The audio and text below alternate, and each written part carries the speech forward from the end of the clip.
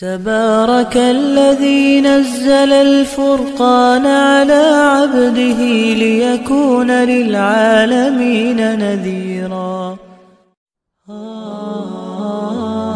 الحمد لله نحمده ونستعينه ونستغفره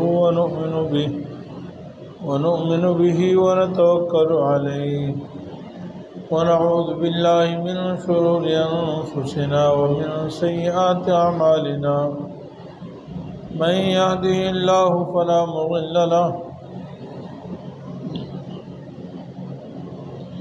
ومن يضلله فلا هادي له ونشهد أن لا إله إلا الله وحده لا شريك له ونشهد أن سيدنا ومولانا محمدا عبده ورسوله أرسله إلى كافة للناس بشيرا ونذيرا وداعيا إلى الله بإذنه وسراجا منيرا. أما بعد فأعوذ بالله من الشيطان الرجيم. بسم الله الرحمن الرحيم. يا أيها الذين آمنوا كتب عليكم الصيام كما كتب على الذين من قبلكم لعلكم تتقون. وقال النبي صلى الله عليه وسلم من صام إيمانا واحتسابا غفر له ما تقدم من ذنبه. صدق الله ورسوله النبي الحبيب الكريم ونحن على ذلك لمن الشاهدين والشاكرين والحمد لله رب العالمين. درود شریف پڑھ لیں.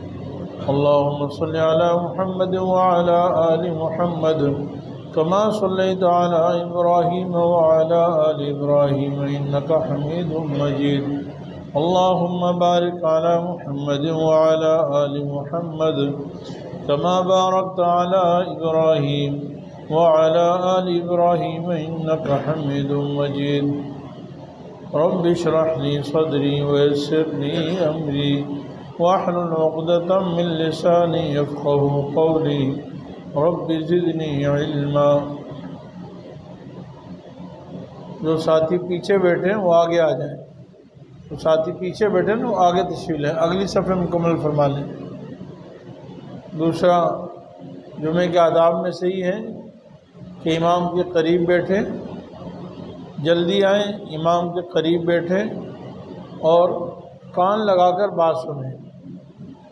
بہت سارے لوگ یہاں آ کر کچھ ذکر شروع کر دیتے ہیں. بھائی ذکر کے الگ اوقات ہیں، آپ دوسرے اوقات میں ذکر کرتے ہیں. اب جب یہاں تشریف لے آئے تو یہاں پر بات سننا ہی ذکر ہے. یہ سب سے افضل ذکر ہے کہ جو بات کہی جا رہی ہے منبر سے اس کو توجہ سے سنا جائے. تو اس لیے جو حضرات تسبیح پڑھ رہے ہیں نا تو ان سے گزارش ہے کہ وہ اپنی جیب میں رکھ لیں تسبیحات اور پھر دوسرے اوقات میں یا یہ جو ساتھی تلاوت میں مصروف ہیں ان سے کہہ دیں تلاوت بعد میں کر لیں. اس وقت جو ہے یہ بیان سننا یہ اہم ذمہ داری ہے. ہر موقع کے اعتبار سے جو چیز اہم ہو اس کو سمجھنا چاہیے. علماء فرماتے ہیں جب بیت اللہ میں جائیں تو وہاں طواف کرنا سب سے افضل ہے، اس لیے کہ طواف ہر جگہ تو نہیں ملے گا. اسی طرح آپ جو ہے تسبیح بعد میں جس وقت چاہیں پڑھیں. اس وقت تو اللہ تعالیٰ کا وعظ و نصیحت دین کی باتیں سننے کا موقع ہے، اس لیے تسبیحات نہیں پڑھنی چاہیے. کہیں بھی آپ بیان سنیں، تعلیم ہو رہی ہو، بیان ہو رہا ہو تو اس میں ذکر نہیں کرنا چاہیے بلکہ کان لگا کر بات سننی چاہیے. اللہ تعالیٰ عمل کی توفیق عطا فرمائے. اللہ رب العالمین کا بہت بڑا کرم ہے، فضل اور انعام اور احسان ہے. اللہ تعالیٰ نے ہمیں اپنے فضل و کرم سے رمضان المبارک کا یہ مہینہ عطا فرمایا ہے. جس طرح سال میں موسم بہار ہوتا ہے نا تو بڑا اچھا موسم ہوتا ہے، ہر چیز سرسبز و شاداب ہوتی ہے، ہری بھری ہوتی ہے، خوبصورت لگتا ہے. اسی طرح زندگی میں یا زمانے میں اللہ تعالیٰ نے جو رمضان کا مہینہ ہے یہ روحانی اعتبار سے موسم بہار ہے. یہ بہت ہی قیمتی مہینہ ہے اللہ تعالیٰ نے ہمیں عطا فرمایا ہے، اللہ تعالیٰ اب اس کی برکتوں سے ہمیں مالا مال فرمائے۔ علماء فرماتے ہیں کہ اللہ تعالیٰ یہ مہینہ ان لوگوں کو عطا فرمانا چاہتے ہیں کہ جن کے لیے اللہ تعالیٰ چاہتے ہیں کہ وہ اپنی مغفرت کروا لیں، اپنے گناہوں کی صفائی کروا لیں، جو سال کے 11 مہینوں میں کمی کوتاہی ہوئی ہے اس کی تلافی کر لیں۔ اس لیے اللہ رب العالمین نے ارشاد فرمایا ہے کہ اے ایمان والو، تم پر روزے فرض کیے گئے ہیں جیسے تم سے پہلے لوگوں پر روزے فرض کیے گئے ہیں،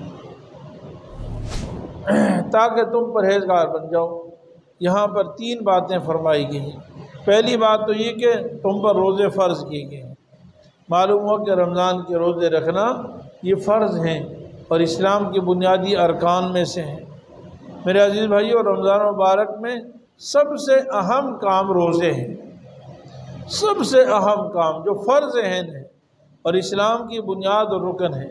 اس کے بغیر کوئی چارہ ہی نہیں ہے، کوئی چھٹکارا نہیں ہے۔ ہم رمضان میں ہزاروں کام کر لیں اور رمضان کے روزے نہ رکھیں، کچھ بھی نہیں ہے۔ جس مقصد کے لیے مہینہ تھا وہ شہر صیام ہے، شہر الصوم، روزے کا مہینہ ہے، اور ہم روزہ ہی نہ رکھیں، بھلے جو مرضی کر لیں۔ دوسری فضائل تو دوسرے نمبر کی ہیں، اصل یہ مہینہ روزے کا مہینہ ہے۔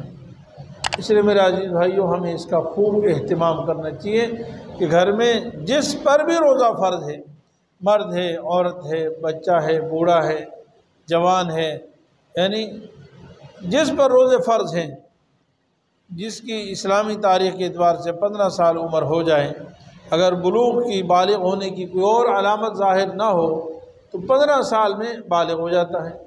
اور انگریزی تاریخ کے اعتبار سے ہم عام طور پہ لوگ انگریزی تاریخ یاد ہوتی ہیں تو 14 سال 6 ماہ اور 10 دن، 14 سال 6 ماہ 10 دن جس کی عمر ہو جائے تاریخ پیدائش سے لے کر، تو اس پر روزے فرض ہو جاتے ہیں۔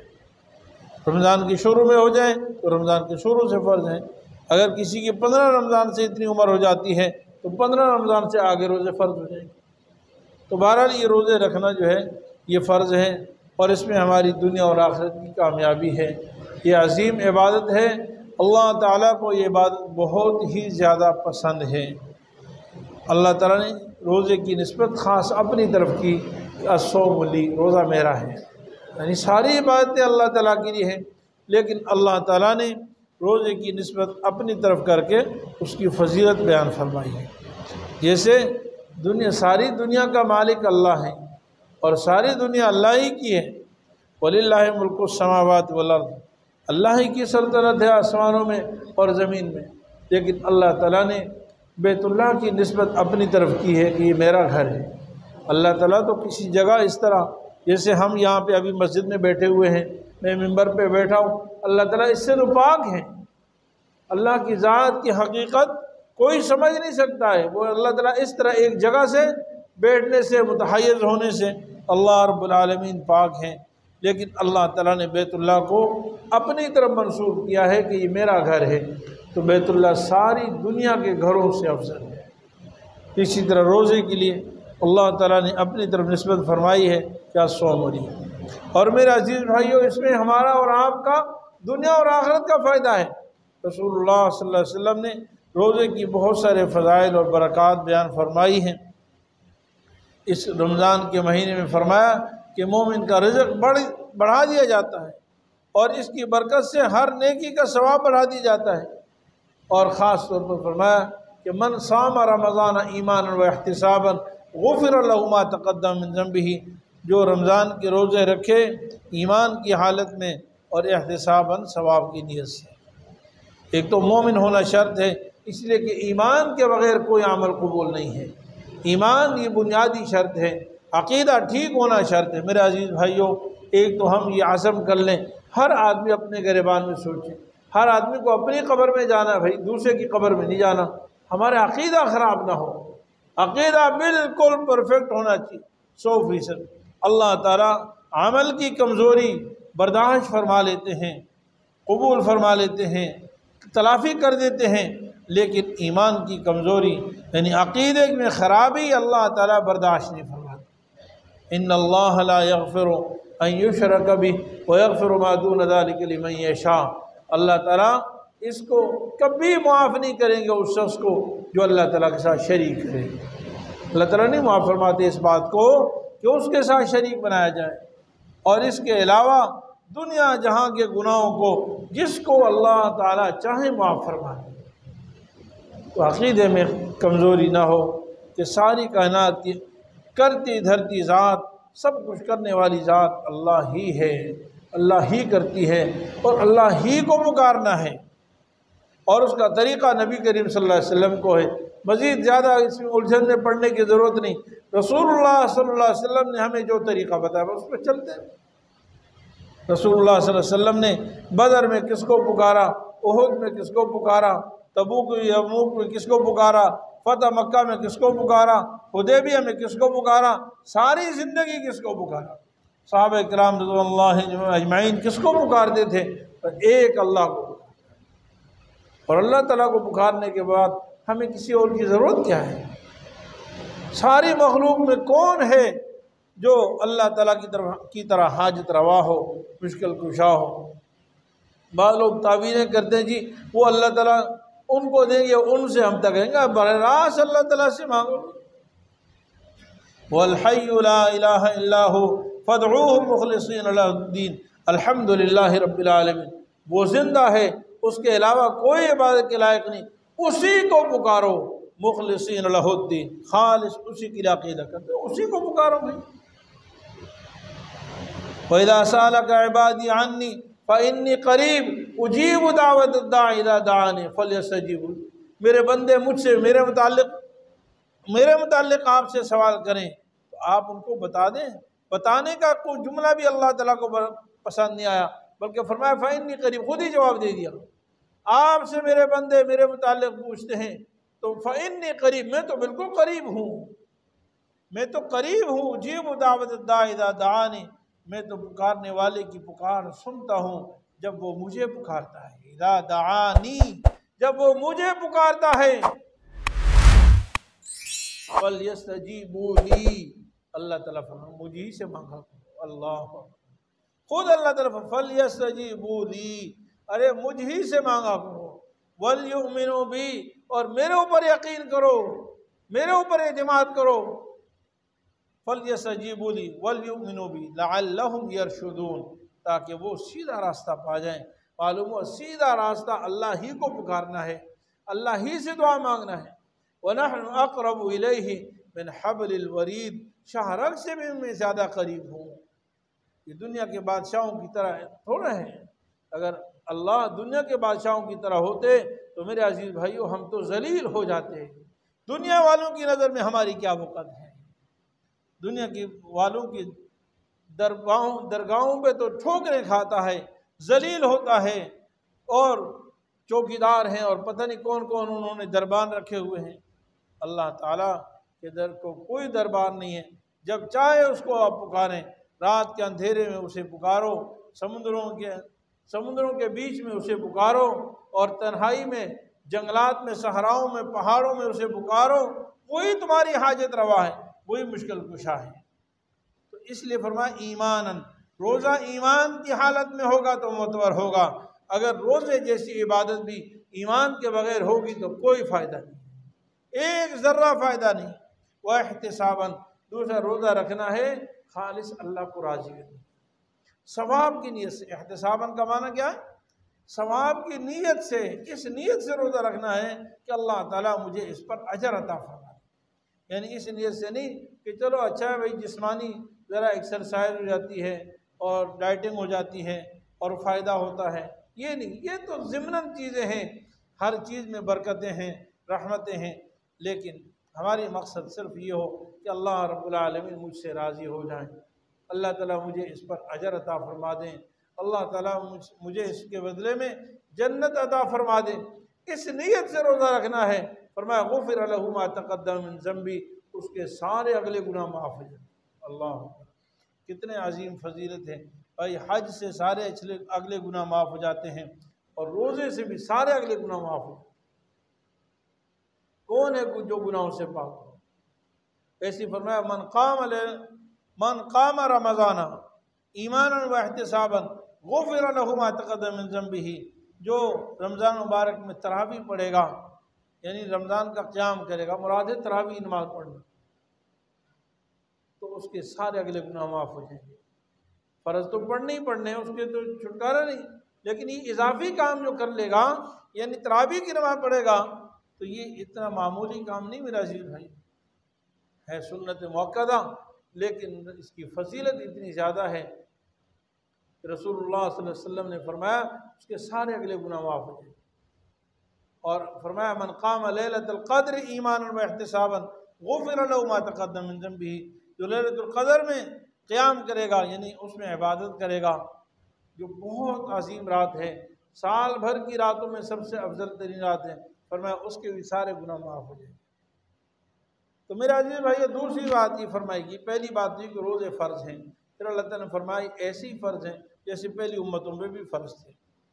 یہ کمیت، یہ تعداد میں تشبیہ نہیں ہے، بلکہ مطلب یہ کہ روزے پہلی امتوں میں بھی فرض تھے، اس کی تعداد، اس کی مقدار، اس کا طریقہ کار وغیرہ الگ تھا، لیکن یہ انوکھی اور نئی بات نہیں ہے کہ امت محمدیہ سمجھ لے کہ جی ہمارے لیے یہ مشکل حکم دے دیا۔ فرمایا نہیں، پچھلی امتیں بھی روزے رکھتی رہی، کہ اللہ تعالیٰ کا احسان ہے، کرم ہے، اپنے بندوں کو سمجھا رہے ہیں، میری اور آپ کی ذہن سازی فرما رہے ہیں اللہ تعالیٰ کہ دیکھو روزوں کی پابندی کرنا یہ کوئی نئی بات نہیں ہے، ساری امتیں کرتی ہیں، تم تو امت محمدیہ ہو، جس کو کہا کنتم خیر امت، تمہیں اللہ تعالیٰ نے ساری امتوں سے افضل ترین امت بنایا ہے، تو پھر قیامت کے دن دوسری امتوں کے سامنے منہ دکھانے کے نہیں ہوں گے بھائی، کیا کہو گے اللہ تعالیٰ کے سامنے؟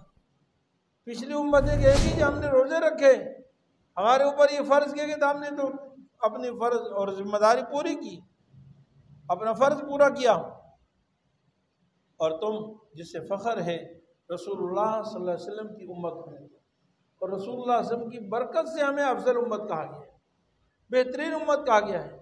آپ صلی اللہ علیہ وسلم کے جب قیامت کے دن ہم پیش ہوں گے، ہم روزے نہ رکھنے والے ہوں اور پچھلی امتیں روزے رکھنے والی ہوں، یہ ویسی شرم کی بات ہے، اس لیے اس سے بھی ترغیب دی گئی کہ بھئی روزے پابندی سے رکھنے ہیں، ہمارا ایک طرح سے مقابلہ ہے، کمپیئر ہے، تو موازنہ کیا جا رہا ہے، پچھلی امتیں روزے رکھتی تھی، تم بھی رکھو، اور لعلکم تتقون، میرے عزیز بھائیوں، فرمایا کہ اس روزے رکھنے کا مقصد یہ ہے کہ تم پرہیزگار بن جاؤ۔ علماء فرماتے ہیں رمضان آتا ہی پرہیزگاری کی درس کے لیے ہے، سبق کے لیے، انسان سوئے ہوئے انسان کو جگایا جاتا ہے کہ انسان دیکھو سال بھر میں کھانے پہ کوئی پابندی نہیں تھی، حلال روزی جب چاہے کھاؤ، پانی پینے پر کوئی پابندی نہیں تھی، پانی اللہ تعالیٰ نے حلال کیا، جب چاہے ضرورت ہو پی لو، اور جس شکل میں چاہے پی لو، اس کو ملک شیک کی شکل میں پیو، شربت بناؤ، سکنجری بناؤ، جو بھی مرضی بنانا ہے، پابندی نہیں تھی، اور جائز طریقے سے شہوت پوری کر سکتے ہو، لیکن اللہ تعالیٰ نے رمضان مبارک میں اس کی پابندی لگا دی، اور پابندی کی ٹائمنگ مقرر کر دی، صبح سحری سے پابندی لگا دی، اور غروب آفتاب سے پابندی ہے۔ میرے عزیز بھائیوں، کوئی شخص ہم میں سے، ہم صبح صادق ہوتی ہے نا، صبح سحری کا وقت ہوتا ہے، تو ہر شخص گھڑی دیکھ رہا ہے، کتنے منٹ رہ گئے بھائی، کتنے منٹ رہ گئے بھائی، 2 منٹ رہ گئے، ابھی بھائی جلدی سے بھائی پانی تھوڑا سا پینا ہے، بھائی دوائی کھانی، جلدی کرو بھائی، جلدی کرو۔ سب سمجھ رہے ہیں کہ 2 منٹ بعد یعنی سحری کا وقت جیسے ہی ختم ہو جائے گا، بس سب کچھ کھانا حرام ہو جائے گا، اور دوا کھانا حرام، پانی پینا حرام، کھانا کھانا حرام، یہ سب چیزیں حلال تھی، لیکن شریعت کی پابندی نہیں، اب نہیں کرنا کچھ۔ اور غروب آفتاب کے وقت تو اور اللہ تعالیٰ کی قدرت کا اظہار ہوتا ہے، اللہ تعالیٰ کی وہ یہ کہ پورا دن بھوکے بھی اور پیاسے بھی، اور سامنے شربت بھی پڑا ہے، کھانے کی اعلیٰ غذائیں بھی پڑی ہیں، پھل اور میوے بھی پڑے ہیں، لیکن سب بیٹھے انتظار کر رہے ہیں کب ٹائم ہوتا ہے، کب ٹائم ہوتا ہے، کب ہم نے افطاری کرنی ہے، اور جیسے افطاری کا ٹائم ہوتا ہے کھانا شروع کرتے ہیں، اس سے پہلے کیوں نہیں کھاتے بھائی؟ حالانکہ دل تو چاہ رہا ہے، پوری خواہش اس کی طرف میلان ہے، طبیعت چاہ رہی ہے، بھوک بھی ہے، پیاس بھی ہے، تھکاوٹ بھی ہے، لیکن پھر بھی نہیں کھا رہے۔ یہ اس لیے نہیں کھا رہے کہ اللہ تعالیٰ کا حکم نہیں، اللہ تعالیٰ نے حد مقرر فرمائی ہے کہ روزہ رکھو صبح صادق سے لے کر شام تک، غروب آفتاب تک۔ یہ روزے کا ٹائم ہے اور اللہ تعالیٰ کی حد ہے، اس حد سے ہم آگے پیچھے نہیں ہو سکتے، اس حد کو توڑ نہیں سکتے ہیں۔ میرے عزیز بھائیو، یہ سبق ہے مجھے اور آپ سب کو۔ اللہ تعالیٰ نے دیکھو حلال چیزوں میں جب پابندی لگا دی وہ حرام ہو گئی، اور ہم سب جانتے ہیں ایک لقمہ کھانے سے روزہ جاتا رہا، ایک گھونٹ پانی پینے سے روزہ جاتا رہا۔ اللہ تعالیٰ مجھے اور آپ کو یہ سبق دینا چاہتے ہیں کہ دیکھو یہ تو وہ چیزیں ہیں جو ہم نے وقتی طور پر پابندی لگائی، ان کو ہم نے حرام نہیں قرار دیا، صرف وقتی طور پر ہم نے کہا کہ ہیں حلال لیکن کھانی حرام ہے۔ نہیں، کھانا حلال ہی ہوتا ہے لیکن اس کو آپ کھا نہیں سکتے ہیں، کھانے پر پابندی لگی، باقی غذا حلال ہے، پانی حلال ہے، پاک ہے، سب چیزیں فی نفس اپنی ذات میں حلال ہیں۔ وقتی پابندی لگا دی ہے، اس سے ہم اتنا زیادہ بچتے ہیں۔ تو میرا عزیز بھائیو، جن گناہوں کو، جن کاموں کو اللہ تعالیٰ نے 24 گھنٹے، سال کے 12 مہینے، ساری زندگی حرام کیا ہوا ہے، بھائی سود کھانا اللہ تعالیٰ نے کبھی حلال کیا ہے؟ رشوت لینا، جھوٹ بولنا، دھوکہ کرنا، چوری کرنا، ڈاکہ ڈالنا، ظلم کرنا، کسی پر زیادتی کرنا، کسی کا حق مارنا، دوسرے یتیم کا مال کھانا، کبھی کسی زمانے میں حلال ہے؟ کبھی حلال نہیں، ہمیشہ کے لیے حرام ہے۔ تو وہاں ہمیں کیوں یہ خیال نہیں ہوتا کہ بھائی یہ پابندی ہے، یہ حد ہے، یہاں سے جانا ہے، یہاں تک نہیں جانا، یہ پابندی ہے، اس سے آگے نہیں بڑھنا،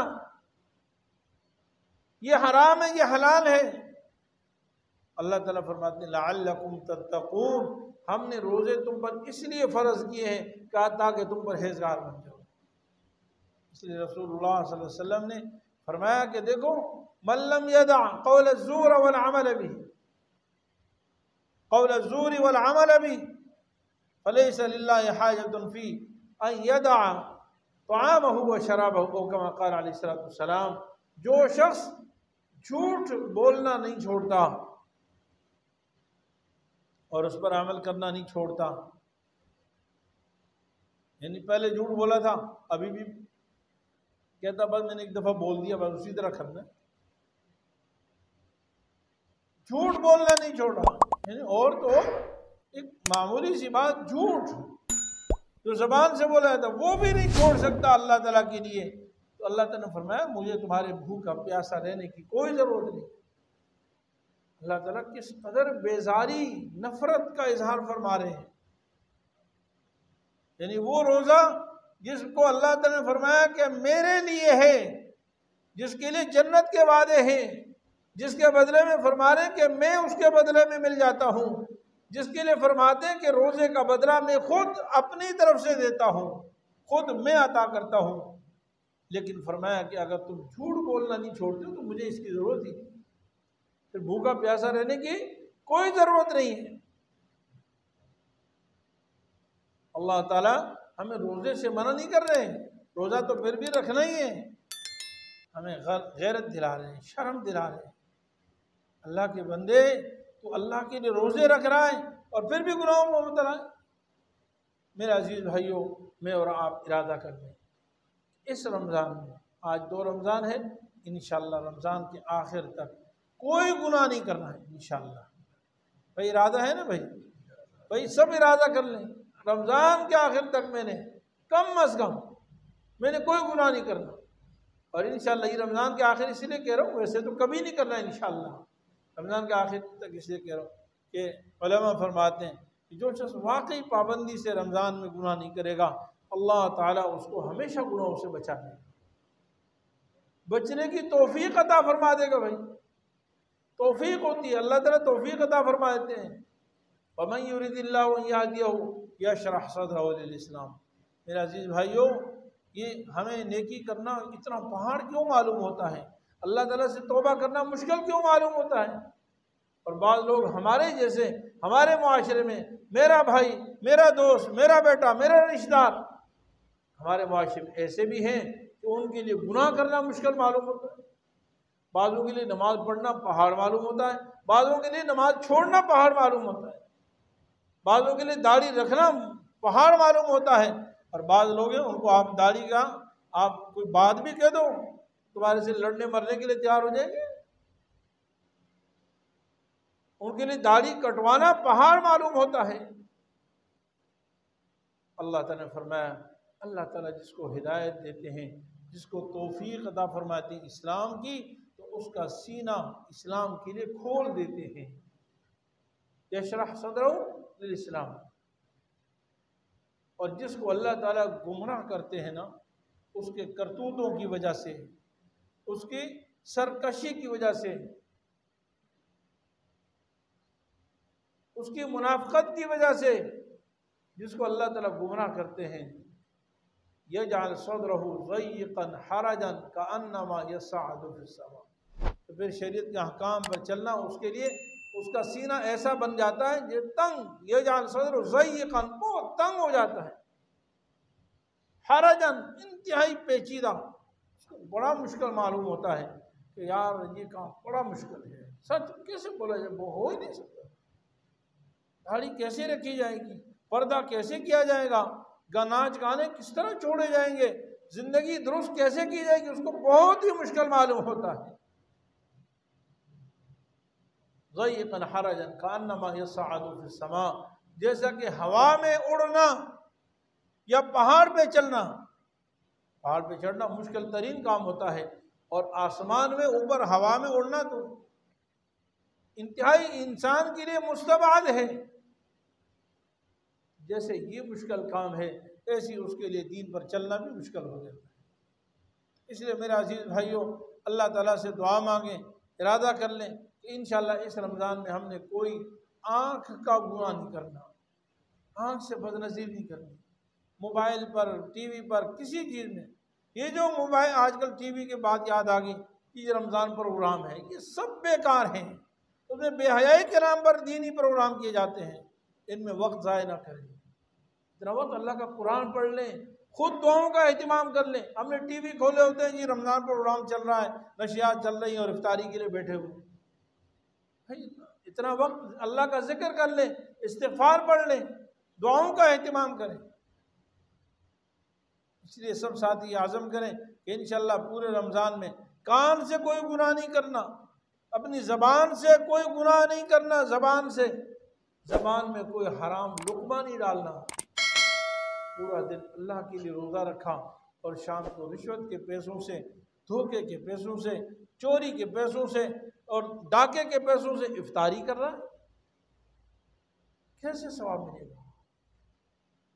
اللہ تعالیٰ تو فرماتے ہیں کہ بیت اللہ میں کھڑا ہو ایک آدمی، شب قدر میں ہو، شب قدر ہو، بیت اللہ میں ہو، حجر اسود کے سامنے ہو، ملتزم کے ساتھ چمٹا ہوا ہو اور ہاتھ پراگندہ حال ہو، مسافر بھی ہو، وہ مسافر کی دعائیں بھی قبول ہوتی ہیں، پراگندہ حال، پراگندہ بال ہو اور ہاتھ اٹھا کے دعائیں مانگ رہا ہے، یا رب یا رب یا رب، فرمایا اس کی دعا کیسے قبول ہوگی؟ اس کا کھانا حرام کا، اس کا پینا حرام کا، اس کا لباس حرام کا، حرم میں جا کر دعا مانگنے سے بھی دعائیں قبول نہیں۔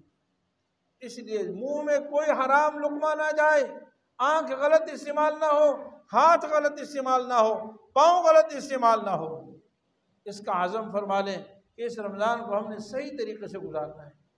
اور دوسری بات اور آخری بات یہ ہے کہ ہم اس بات کا بھی عزم کر لیں کہ بھائی جس طرح آج آپ نے سب نے روزہ رکھا ہوا الحمدللہ، رمضان کے آخر تک سارے روزے رکھنے ہیں اور تمام اعمال کی پابندی کرنی ہے۔ افسوس کی بات یہ ہے کہ ہم جو ہے یکم 2 3 رمضان کو یا جمعہ بس ہم کہتے ہیں جی نمازیں پڑھ لو، پابندی کر لو، پہلے رمضان کو نماز کی پابندی کر لو۔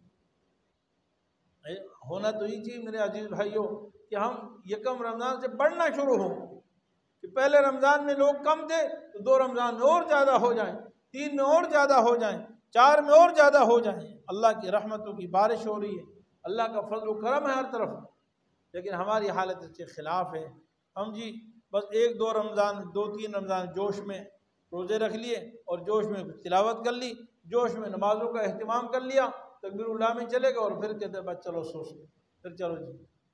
میرے عزیز بھائیو، حدیث پاک میں آتا ہے احب الاعمال الی اللہ ادومها بالقلب، اللہ تعالیٰ کو محبوب ترین عمل وہ ہے جو ہمیشہ ہو، اگرچہ تھوڑا کیوں نہ ہو۔ اس سے مراد نفلی اعمال ہیں، فرائض میں تو تھوڑا اور زیادہ کی گنجائش نہیں ہے، فرائض تو پورے پورے کرنے ہیں۔ جیسے دن میں 5 نمازیں فرض ہیں، 5 ہی پڑھنی، 6 نہیں پڑھ سکتا کوئی، فرض 5 ہی ہیں۔ رمضان کے 30 روزے ہیں تو 29 یا 30، وہ 29 یا 30 ہی روزے رکھنے ہیں، اس سے زیادہ کوئی فرض روزے نہیں رکھ سکتا۔ تو اس طرح نفلی عبادات کی بات ہے، تلاوت ہے، ذکر ہے، دعا ہے، اللہ تعالیٰ کو بڑی پسند ہے، لیکن ہمیشہ کرنی ہے، ایک دن نہیں، ہمیشہ کرنی ہے۔ اس لیے اس رمضان میں ہم اہتمام کریں، اعمال کی پابندی کریں، زیادہ سے زیادہ تلاوت کریں، دعاؤں کا اہتمام کریں، روزانہ تسبیحات کا اہتمام کریں اور اللہ تعالیٰ سے دنیا اور آخرت کی بھلائی مانگیں۔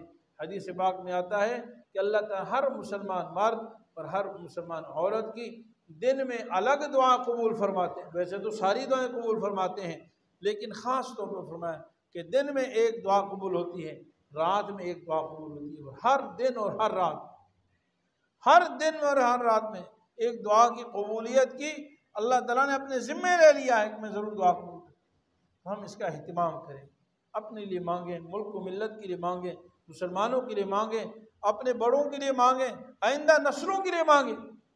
اللہ تعالیٰ اپنے فضل و کرم سے ہمیں اس رمضان کو صحیح شریعت کے مطابق گزارنے کی توفیق عطا فرمائے۔ وآخر دعوانا ان الحمدللہ رب العالمین۔ مفتی صاحب کے YouTube چینل کو سبسکرائب کیجئے اور ان کے تازہ بیانات کے ذریعے اپنی علمی، اصلاحی اور فکری آبیاری کرتے رہیے۔ جزاکم اللہ۔